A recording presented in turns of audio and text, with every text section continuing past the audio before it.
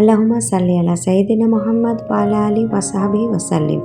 Hello and আসসালামু আলাইকুম everyone, welcome back to my channel. কেমন আছেন আপনারা সবাই? আই হোপ আপনারা সবাই আলহামদুলিল্লাহ ভালো আছেন এবং নিরাপদে আছেন। আমিও আলহামদুলিল্লাহ আল্লাহর রহমতে বেশ ভালো আছি। বেশ অনেকদিন পর নতুন একটা ভিডিও নিয়ে হাজির হয়ে গেলাম। আজকের দিনটা ছিল একটা ছুটির দিন। ইউজুয়ালি ছুটির দিনে অন্যান্য দিনের তুলনায় কিছুটা ধীর গতিতে বাসার কাজ করে একটু ভালো মন্দ রান্না করার চেষ্টা করি সবসময়। তারই ধারাবাহিকতায় আজকে রান্না করব খুব সহজে মজাদার অ্যারাবিয়ান ক্যাপসা।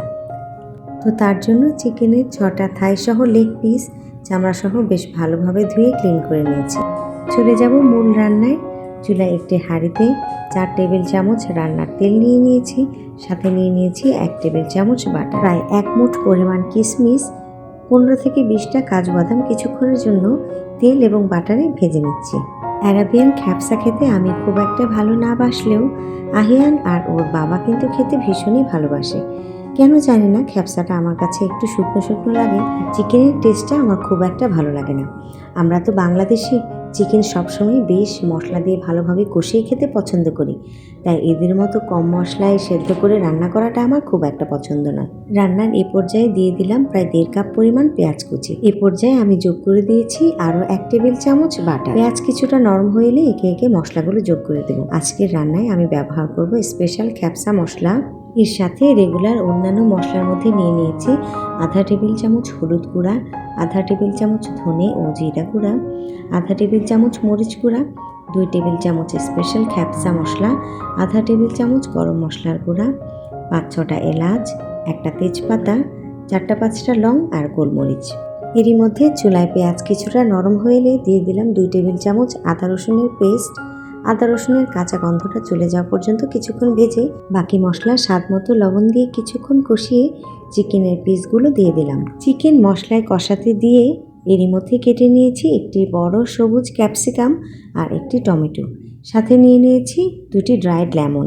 অ্যারাবিয়ান বেশিরভাগ রান্নাগুলোতে টমেটোর ব্যবহার খুব বেশি, আর সৌদি আরবে যেহেতু প্রায় সারা বছর জুড়ে টমেটো পাওয়া যায়, তাই সব তরকারিতে টমেটো দেওয়া ইদানিং একটা অভ্যাসে দাঁড়িয়েছে। বিশেষ করে গরু, খাসি কিংবা মুরগির তরকারি রান্না করতে আমি একদম টমেটো দিতে ভুলে যাই না, জানেন। টমেটো দিলে তরকারির স্বাদও যেরকম বেড়ে যায়, ঠিক তেমনই তরকারির রঙটাও হয় অসাধারণ। আজকের এই রান্নায় আমি টমেটোর পাশাপাশি ব্যবহার করব টমেটো পেস্ট। প্রায় 2 টেবিল চামচ টমেটো পেস্ট একটি ছোট বলে নিয়ে নিলাম। এখন এটা যোগ করে দেবো রান্নায়। টমেটো পেস্ট চিকেনের সাথে নেড়েচেড়ে মিশিয়ে দিয়ে দিলাম 4 কাপ পরিমাণ গরম পানি।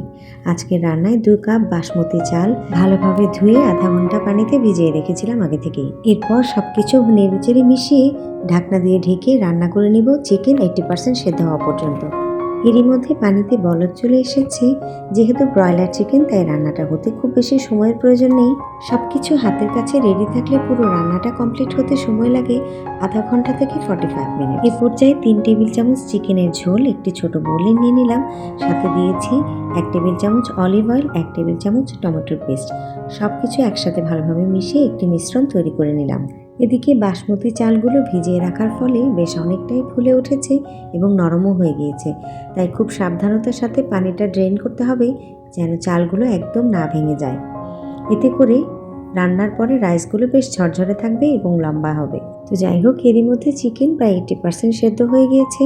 এখন এগুলোকে একটা একটা করে তুলে আলাদা প্লেটে নিয়ে নিচ্ছি।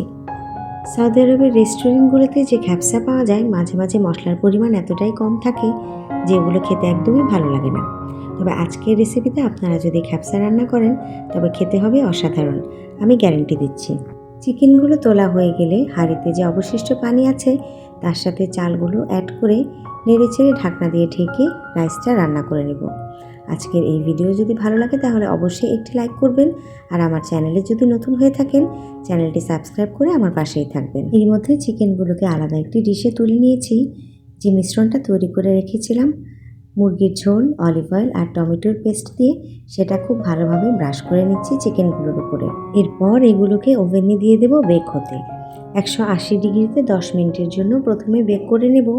এরপর চিকেনগুলোকে উল্টিয়ে অপর পাশে আবারও একই কায়দায় মশলা ব্রাশ করে আরও 5 মিনিট বেক করে নিলেই ক্যাপসার চিকেনটা একদম রেডি হয়ে যাবে। চলুন এবার চুলায় গিয়ে দেখি রাইসটার কী অবস্থা। এদিকে চুলায় রাইসটাও অলমোস্ট ডান। তবে একদম ঝরঝরে পারফেক্ট হওয়ার জন্য আরও মিনিট 5 দমে রেখে দেবো চুলায়। চিকেনগুলোকে ওভেন থেকে বের করে এর উপরে কিছুটা বাটার ব্রাশ করে নিলাম, এতে করে ময়েশ্চারটা ঠিকঠাক থাকবে, চিকেনটা খেতেও দারুণ লাগবে। আমার স্পেশাল অ্যারাবিয়ান ক্যাপসার চিকেন আর রাইস একদম রেডি। এবার সাজিয়ে পরিবেশন করার পালা। তো যাই হোক, আজকের রেসিপি এই পর্যন্তই। আই হোপ আমার আজকের ভিডিও আপনাদের খুবই ভালো লেগেছে। যদি ভালো লাগে তাহলে অবশ্যই একটি লাইক করবেন আর চ্যানেলটি সাবস্ক্রাইব করে আমার পাশেই থাকবেন। খুব শীঘ্রই দেখা হবে পরের একটি ব্লগে। ততক্ষণ পর্যন্ত আপনারা সবাই খুব বেশি ভালো থাকবেন। আসসালামু আলাইকুম, আল্লাহ হাফিজ সবাইকে।